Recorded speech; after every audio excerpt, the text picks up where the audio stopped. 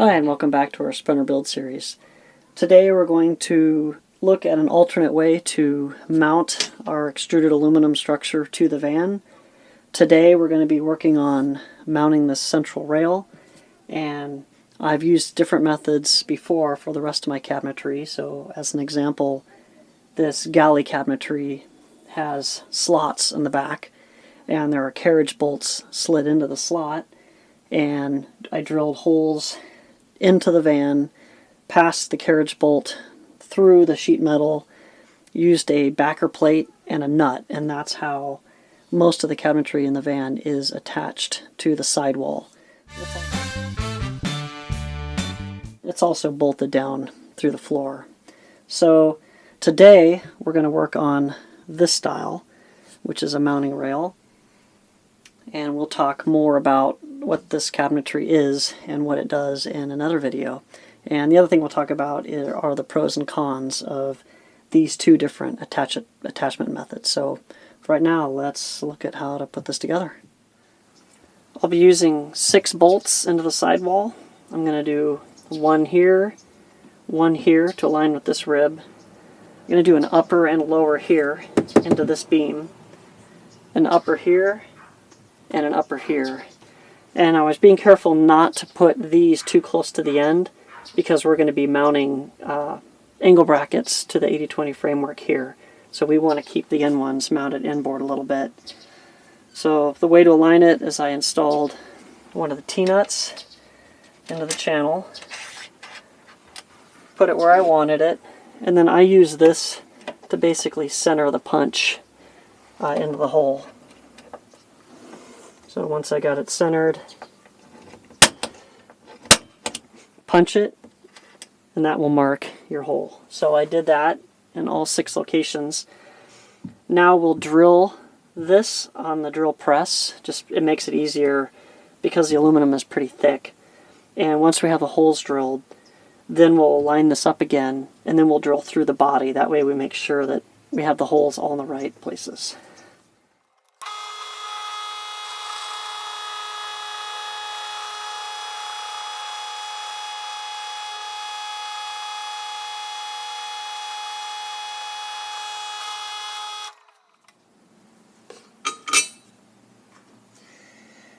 Now we're going to do a little bit of a hack.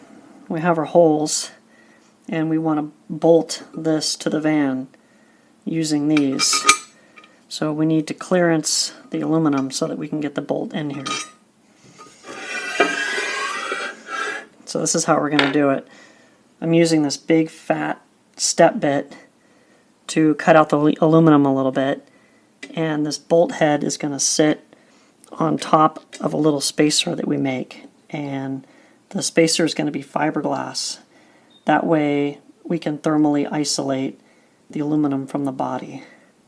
I don't know how important that is. I have done some level of thermal isolation on the 80-20 that I've used in the past, and I don't really know that it makes a difference. So I think you could go one way or the other in terms of whether you decide to isolate or not, but I'm going to go ahead and do it. So I'm using the step bit to round it out.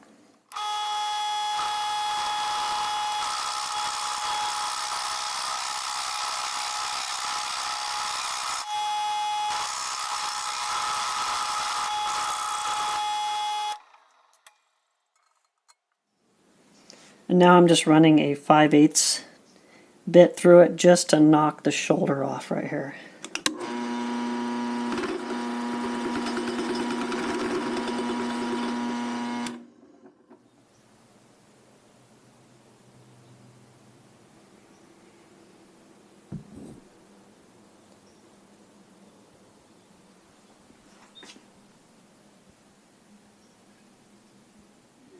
Now I have our 80-20 profile clamped to the wall. I'm going to put my magnet back behind the hole to hopefully catch the shavings. Got my stock collar on so I don't drill through the van.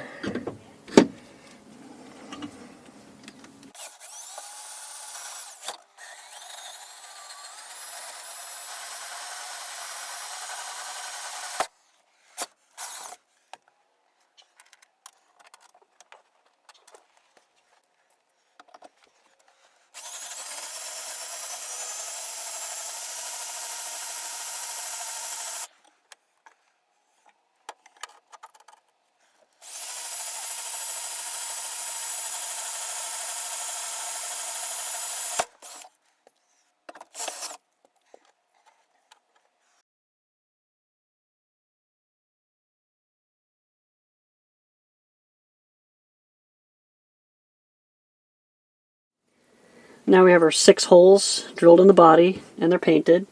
1, 2, there's an upper and lower here, 1 more here, 1 here. So what we're going to do is use these.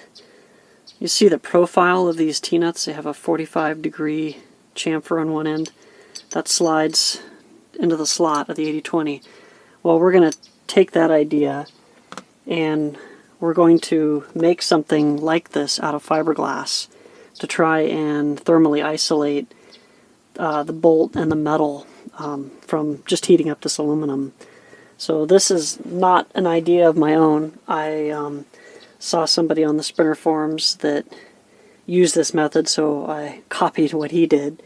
No sense reinventing the wheel, especially when he had a good design. So I replicated to some degree what he did, and I made some T-nuts out of this 1/4-inch thick fiberglass and cut it on a table saw and then trimmed them with a bandsaw, and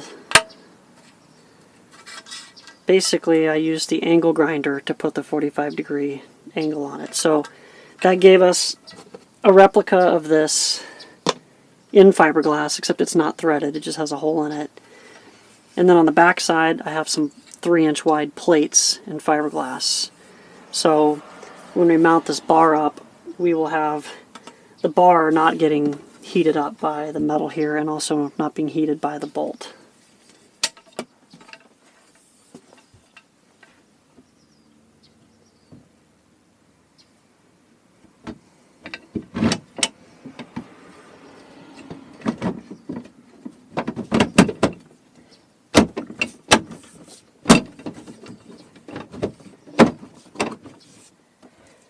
Now on the back side, I have little fiberglass. These will act as washers. So when we put the nut on, that'll help isolate the back side as well. And I'll use a double plate here.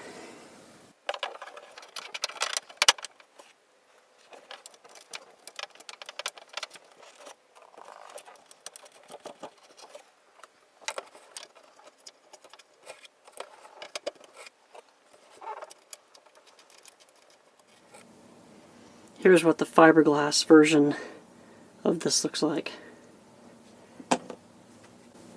Alright, now we've got our bar temporarily installed. I'm not going to go ahead and tighten it down because I have to run the carriage bolts through here, so these will be in the way. But I'm only going to do it once. This framework is going to be inside of a cabinet, so you're not going to see it. And this will provide a place to mount the bars, so I can mount the top of this tabletop, or the top of the cabinet here. Now with our rail completely mounted, we can start attaching our framing to it. And I've done that through the use of just simple angle brackets. So I'm using 2, 1 each in the upper and lower slot of the rail, and then 2 carriage bolts that slide in the slot of the extruded aluminum. So that gives a firm attachment for the back of the framing to the wall. And using this method, you get really a nice clean look. I mean, you're really only going to see this inside the cabinetry, but it gives me additional options for tying other things down inside the cabinet. As an example, my microwave is going to go here, and so I can likely use this to help attach the microwave. So in this case, you're probably wondering why I didn't just attach this bar here directly to the wall, and there's a couple reasons. For one, there's no support structure for this back behind the wall. At this point, this is where the window would be if this were a passenger van, so there's nothing to screw to. So the concept here is I have these risers that are lifting this up above that point to give something to attach to. There'll be a cabinet countertop sitting on top of this. So pros and cons of using this mounting method versus the way I did it before. If you look at this, this requires a lot more work up front. So you're drilling holes in the van, which you have to do here as well, but you're also having to precisely drill the holes in the rail.